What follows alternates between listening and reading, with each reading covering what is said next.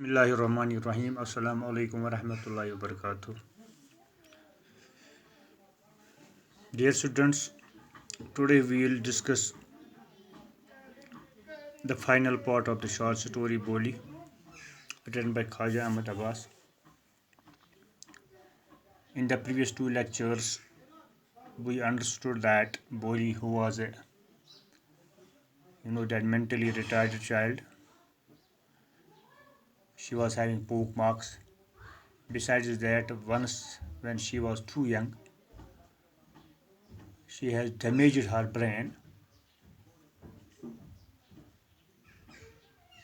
due to an incident. And what was the incident? She had been fallen from a cart, and that has somehow damaged some part of his brain. Besides that, she was unable to talk clearly. She always stammered.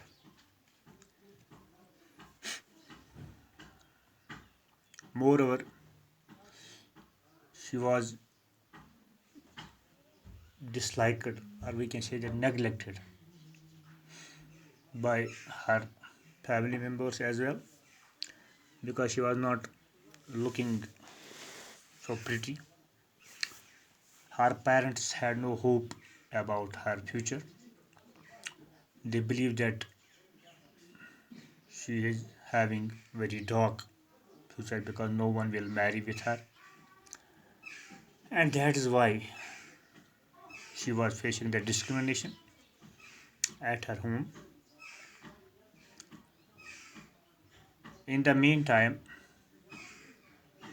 when a new primary school was opened in the village, on the day of the inauguration, the Tahsildar told Ramlal, who was the father of Boli, that being the responsible person of the society, responsible person of the village, it is necessary for him to send his girls, to send his daughters to school in order to set an example for rest of the village, because at that time it was that thought to be unusual, or we can say that it was thought to be a kind of a crime to send daughters to school, because they thought that if girls will go to school, they will come out of their homes, then nobody will marry with them. So it was their thought at that time. Now Ramlal was not willing to send any of his girls to school, but being the Namadar, being the representative of his village, he could not, say no to the Tahsildar, and at last he and his wife, they decided to send Boli to the school, because they thought that it was they are always creating trouble for them to have such kind of a girl at home. So they thought it let the Boli to be admitted in the school, and let the teachers that to care for her. And at last Boli was that sent to school. She first of all got frightened because she didn't know what a school was. She thought that she could be sold like Lakshmi, who was their cow and who was already sold a couple of days before, at the time when she was sent to school. So these are the things that we have learned in the previous lectures. Now at last, when Boli is being adjusted in the school, and that it is because of the love that the teacher showed for her, that she is feeling much and more better and better day by day. Now she is able to talk clearly. She's feeling that very much relaxed at the school. And one night when they were having a dinner, Ramlal said to his wife that there is a proposal from Bishambar, who was a very aged person, for Boli. And both Ramlal and his wife decided that they should marry Boli, or they should give Boli to this Bishambar, because first of all they are not that sure that they will get a bridegroom for her daughter. Secondly, Ramlal is a very rich person and he is not demanding any kind of dowry.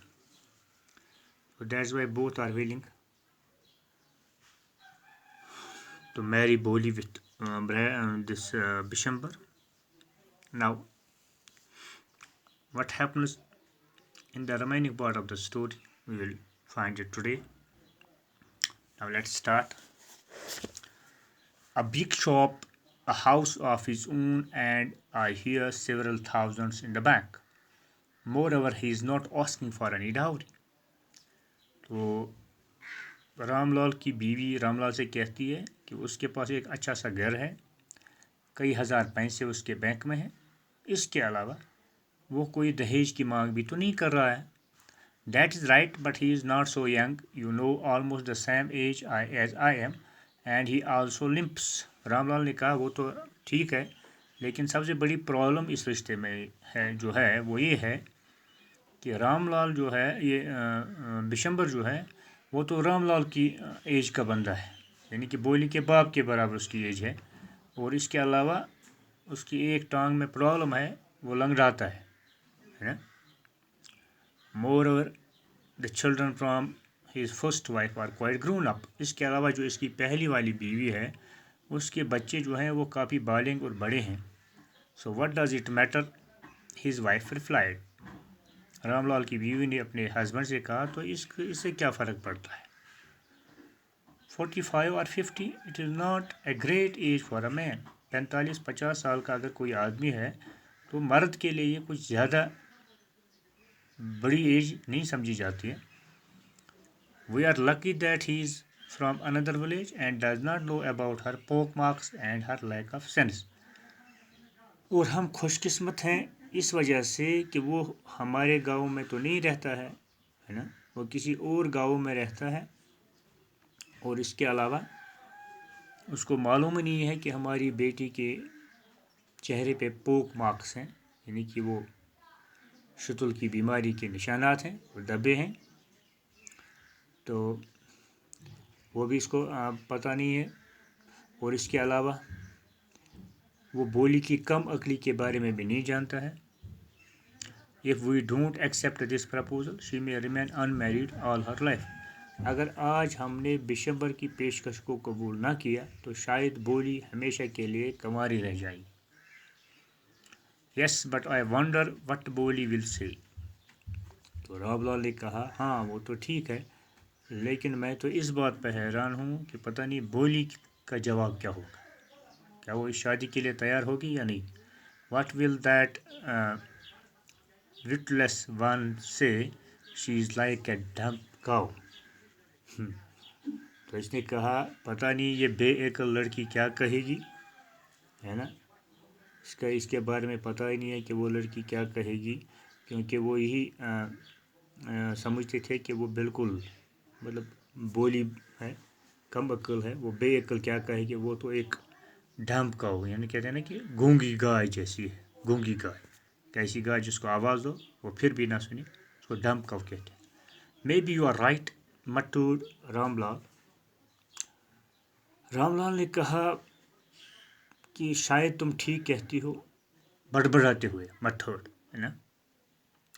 In the other corner of the courtyard, Boli lay awake on her cot, listening to her parents' whispered conversation. आंगन के दूसरे कोने में बोली जो बैठी थी वो अपनी चारपाई पर बैठी थी और बिल्कुल जागी हुई थी, और अपने माँ बाप की ये जो गुफ्तगू थी, जो विस्पर, वो दबी दबी आवाज़ में बात कर रही थी, उसको बोली अच्छी तरह से सुन रही थी. उसको सब मालूम पड़ रहा था कि ये क्या बात कर रहे हैं मेरे भाई. Bishambar Nath was a well to do grocer. ये बिशंबर नाथ जो था एक दौलतमंद पेंसारी था, है ना। तो he came with a big party of his friends and relations with him for the wedding। और जब वो उस दोस्तों वो जब वो वहाँ पे आया ना शादी के लिए, तो अपने कई सारे दोस्तों और रिश्तेदारों की एक बड़ी टोली लेके आया। कई सारे लोग इसके साथ थे, इसके फ्रेंड्स थे, इसके रिश्तेदार थे। A brass band playing a popular tune from an Indian film headed the procession with the bridegroom riding a decorated horse. वो बैंड बाजे वाले बिल्कुल एक धुन बजा रहे थे, जैसे हिंदुस्तान की फिल्मों में वो धुन बजाते हुए बारात आगे आके आगे मतलब बारात चल के आते, ऐसे ही इस बिशंबर की पार्टी जो थी, शादी की जो बारात जो थी, वो ऐसे ही वो ढोल बैंड बाजे बजा के आ रही थी। तो इसके अलावा बिशंबर जो था ये खुद एक सजी हुई घोड़ी के ऊपर बैठा था, है ना। Ramlal was overjoyed to see such pomp and splendour. Ramlal जो था वो बहुत ज़्यादा खुश हुआ, है ना, इतनी ठाठ बाट जब इसने देखी इस बिशंबर की। तो he had never dreamt that his fourth daughter would have such a grand wedding.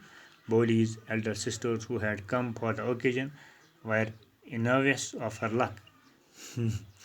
तो ये जो रामलाल था उसको कभी मतलब उसने सोचा भी नहीं होगा, कभी अंदाज़ा भी नहीं लगाया होगा कि इसकी जो ये छोटी वाली बेटी है, इसकी शादी इतनी शान और शौकत से होगी, इतने धूमधाम के साथ होगी। तो इसकी जो बड़ी बहनें थी बोली की, जो उस मौके पे शादी के मौके पे वहाँ आई थी, वो अपनी किस्मत पे वो रश्क कर रही थी कि इसकी शादी तो उनसे ज़्यादा अच्छे माहौल में अच्छे अंदाज से हो रही थी। When the auspicious moment came to the priest said, "Bring the bride"। अब जब ये शगुनों वाली घड़ी आई, है ना, जहाँ पर दुल्हन को सामने लाया जाता है, तो वो जो पादरी था, तो इसने पंडित था, उसने इनको कहा ब्रिंग द ब्राइड, दुल्हन को ले आओ। बोली क्लाइड इन ए रेड सिलिकन ब्राइडल ड्रेस। बोली जो थी उसने वो लाल रेशमी पोशाक पहना था। Clad in a red silken bridal dress was led to the bride's place near the sacred fire। तो ये हिंदू लोग जो हैं ये अपने एक आग वहाँ पर जलाते हैं ना, तो इसको ये आग को ये बिल्कुल वो पवित्र मानते हैं। तो बोली जो है ये उसको उस आग के पास से ही वहाँ जो दुल्हन के बैठने की जगह होती है वहाँ पे इसको बिठाया गया, लाया गया। तो Garland the bride, one of his friends prompted Bishambar नाथ। बिशंबर नाथ के दोस्त जो वहाँ पर बैठे थे उनमें से एक दोस्त ने बिशंबर को कहा कि दुल्हन मतलब एक उकसाते हुए कहा, इशारा उसको किया कि आप ऐसा करो, ये जो माला है ये इसको पहना, वो फूलों वाला वो हार जो होता है ना, फूलों वाला वो माला जो फूलों वाली होती है, तो इसको कहा कि आप दुल्हन को ये लगाओ, उसके गले में पहनाओ। Which the bridegroom lifted the garland of yellow marigold। तो जो ही बिशंबर ने अपने हाथों में उठाया उस हार को, फूलों वाले हार को, तो इतने में क्या हुआ, a woman slipped back the silken well from the brides face. तो किसी औरत ने, वहाँ जो औरतें बैठी थी, उसने दुल्हन के चेहरे पर से वो रेशमी घूंघट जो है ना, जो चेहरे पे होता है, तो इसको पीछे हटाया, थोड़ा हटाया, जिससे बोली की शक्ल जो है वो बिल्कुल दिखने लगी। बिशंबर टू के क्विक गैलेंस। बिशंबर ने जल्दी से वो दुल्हन की चेहरे पे एक नज़र दौड़ाई। The garland remained poised in his hands। तो ये जो हाथों में इसने वो फूलों की वो माला उठाई थी, ये बिल्कुल उसके हाथों में ही रह गई, यानी कि वो इसको पहनने के लिए आगे नहीं बढ़ा। The bride slowly pulled down the well over her face. दुल्हन ने धीरे धीरे वो निकाब जो था वो पर्दा फिर अपने चेहरे पे डाला। Have you seen her? said Bishambar to his friend next to him। Bishambar के पास में जो इसका एक दोस्त खड़ा था, तो इसने इसको कहा कि क्या तुमने इसे देखा? She has poke marks on her face। है ना, तो इसके चेहरे पे चीचक के दाग हैं। So what, you are not young इधर। तो उसके दोस्त ने कहा तो फिर क्या हुआ था, तुम भी तो कोई जवान नहीं हो। May be, but if I am to marry her, her father must give me 5,000 rupees. बिशमर ने कहा हो सकता है मैं जवान नहीं हूँ, लेकिन मैं उस शर्त पे इस लड़की के साथ शादी करूँगा अगर इसका बाप मुझे 5,000 रुपये देगा। यानी कि इस शादी को आगे बढ़ाने के लिए इसके बाप को मुझे 5,000 रुपये देने होंगे। Ramlal went and placed his turban, his honor, at Bishambor's feet. Do not humiliate me, so take 2,000 rupees.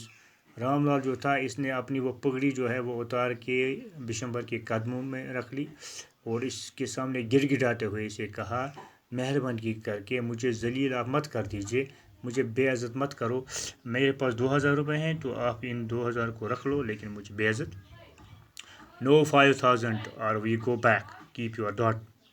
बिशमर ने कहा नहीं, 5,000 दे दो, नहीं तो हम जा रहे हैं, अपनी बेटी अपने पास रखो। Be a little concentrate please, if you go back I can never show my face in the village. तो इसका जो बाप था इसने इसको कहा, बिशंबर को बोली के बाप ने कहा कि थोड़ा हमारा भी ख्याल करो, अगर तुम ऐसे खाली वापस चले गए तो मैं गाँव में कभी किसी के मुँह दिखाने के काबिल नहीं रहूँगा। Then out with 5,000। तो बिशंबर ने कहा तो 5,000 रुपये निकालो। Tears streaming down his face, Ramlal went in, opened the safe and counted out the notes.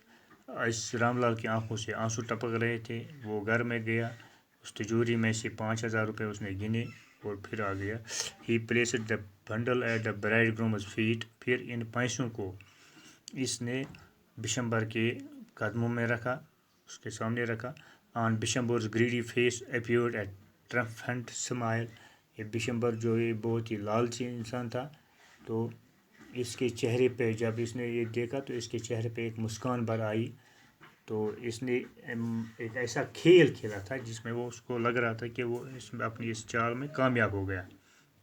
यार gambler and one, give me the garland, he announced. इसने कहा अब मुझे वो फूलों की माला दो जो मैं अभी मेरे पास थी, अब मैं इस दुल्हन को पहनाने जा रहा हूँ।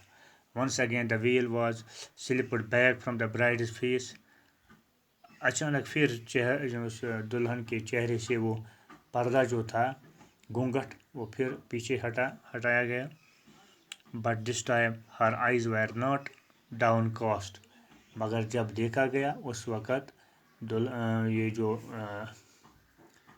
दुल्हन थी तो इसका वो अब वो बिल्कुल वो झुकी हुई, उसकी आंखें नीचे झुकी हुई नहीं थी, वो बिल्कुल ऊपर की तरफ देख रही थी। यानी कि बिल्कुल वो उसके अंदर वो लग रहा था ना, वो ब्रेवनेस थी, दिख रही थी, जैसे किसी की आंखों में आंखें डाल के कोई बात करे ना, तो वैसा दिख रहा था।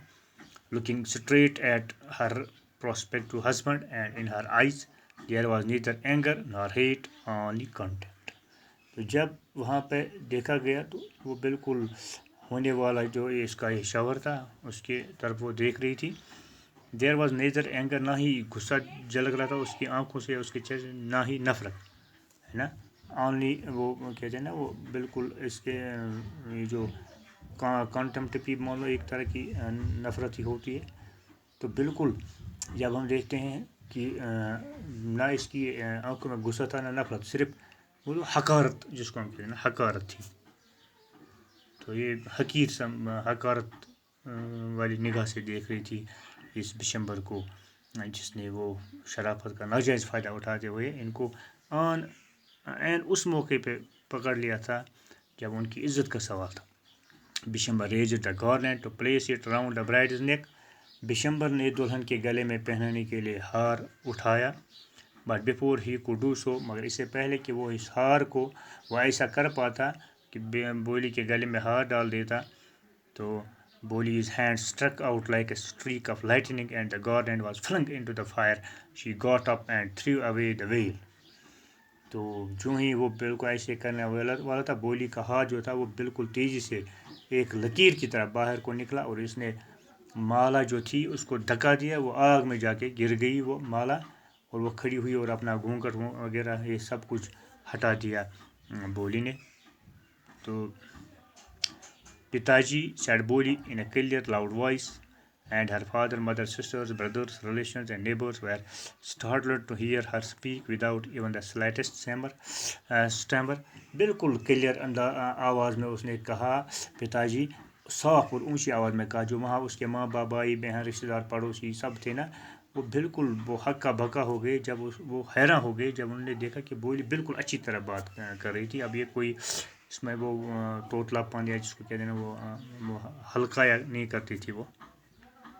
तो क्लियर आवाज़ में उसने कहा कि you want to disgrace your family, sorry, I am not going to marry this man, मैं इस आदमी से शादी नहीं करूँगी।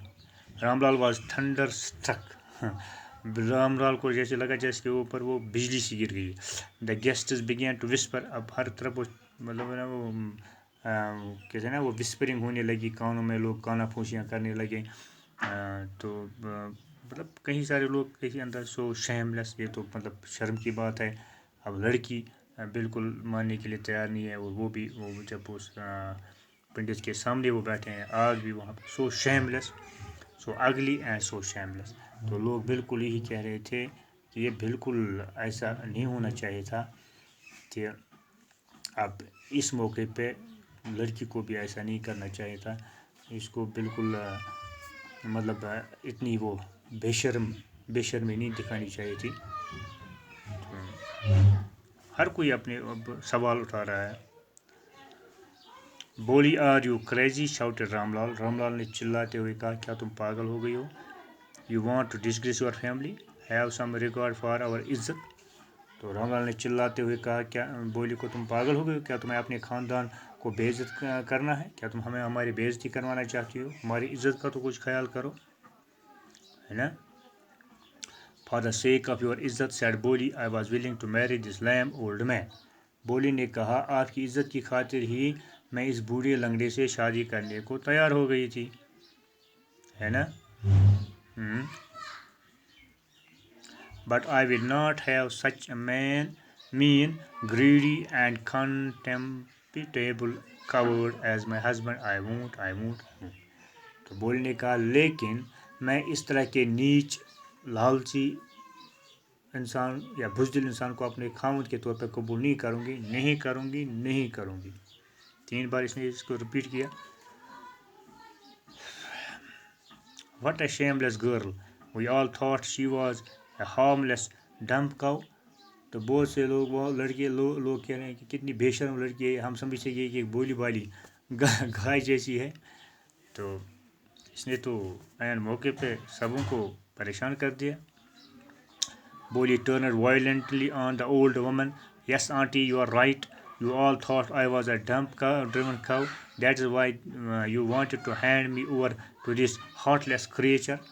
तो बोली जो थी वो बहुत ही गुस्से में उसने एक उस बूढ़ी औरत की तरफ देखा जिसने ये अल्फाज बोले थे, हाँ चाची तुम ठीक कहती हो, आप समझते थे कि मैं एक हाँ के जाने वाली या गूंगी गाय हूँ, इसलिए आप लोगों ने मुझे इस बेरहम बेशर्म आदमी के हवाले करना चाहा। तो but now the dumb cow the stammering fool is speaking, do you want to hear more. लेकिन अब ये हलकाने वाली बेवकूफ़ बोलने लगी है, क्या आप कुछ और सुनना चाहती हो, है ना।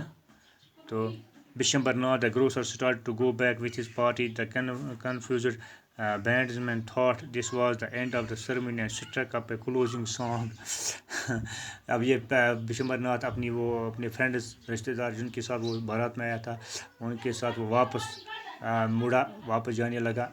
वहाँ हर कोई उलझन में पड़ा हुआ था। वो बाजे वाले वो समझ रहे थे कि जब शादी की रस्म ख़त्म होती है तो वो फिर दूसरी किस्म की वो धुन बजाते हैं, तो उन्होंने वही धुन बजाई, अलविदाई धुन जिसको हम कहते हैं ना, वैसे वही उन्होंने बजानी शुरू कर दी। Ramlal stood rooted to the ground, his head bowed low with the weight of grief and shame।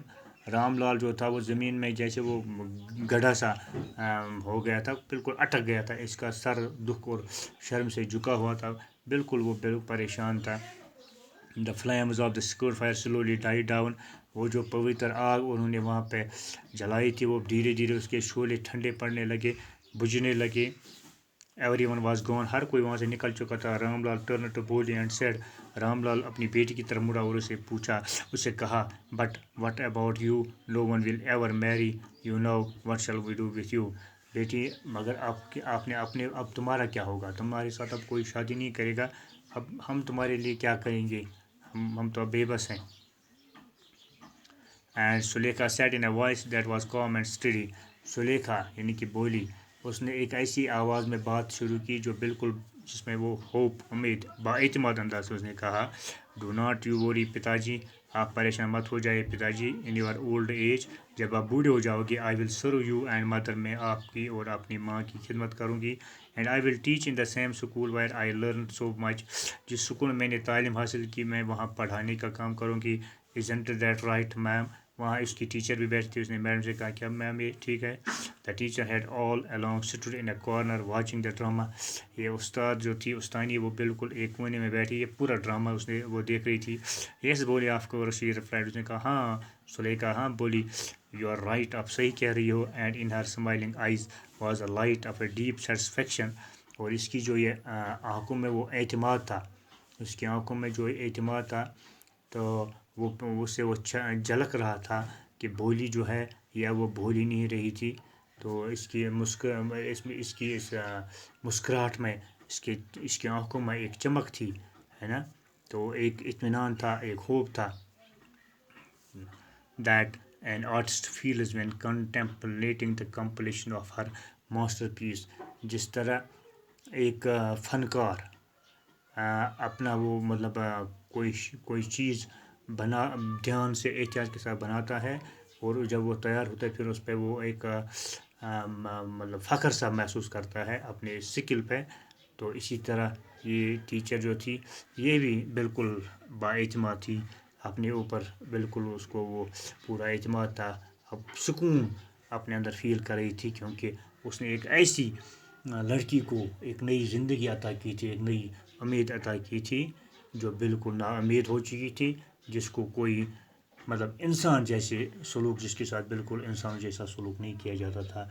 लेकिन ये एक उस्ताद ही था जिसने इसको एक मास्टर पीस में तब्दील किया था, जिसने इसके अंदर वो सब कुछ पैदा कर दिया था जो एक अच्छा इंसान बनने के लिए इंसान को चाहिए. तो इस कहानी में हमें यही सबक मिलता है, इस स्टोरी में, कि हमें कभी भी किसी को अंडर एस्टिमेट नहीं करना चाहिए. और ख़ास कर एज ए टीचर, उस्ताद होने के नाते हर उस्ताद पे ज़िम्मेदारी है कि वो कभी भी किसी बच्चे को ये ना कहे कि वो नाअहल है, नाकाबिल है, कोई काम करने के काबिल नहीं है, बल्कि हमेशा हिम्मत और हौसला उस्ताद को बच्चों को फराहम करना चाहिए. तो फिर अगर हर कोई उस्ताद उस एतबार से एक जज्बा, एक वलवला, एक लगन बच्चों के अंदर पैदा करें, तो हमारा समाज जो है, इसमें वो हर तरह के महज़ब बच्चे पैदा हो जाएंगे, जो इस कौम को चाहे, जो कौम को आगे लेके तरक्की की राह पर रवाना करे, तरक्की की राह पे वो बिल्कुल रवान दवा रखेंगे, और जिससे समाज में हर तरह की बुराई जो है वो ख़त्म हो जाएगी. तो इस तरह से हमने इस कहानी को ख़त्म किया. I hope you might have enjoyed this story, and you may have got the moral of this story. You may have learned that how we should live a civilized life. That's all for today. Thank you. Khuda Hafiz.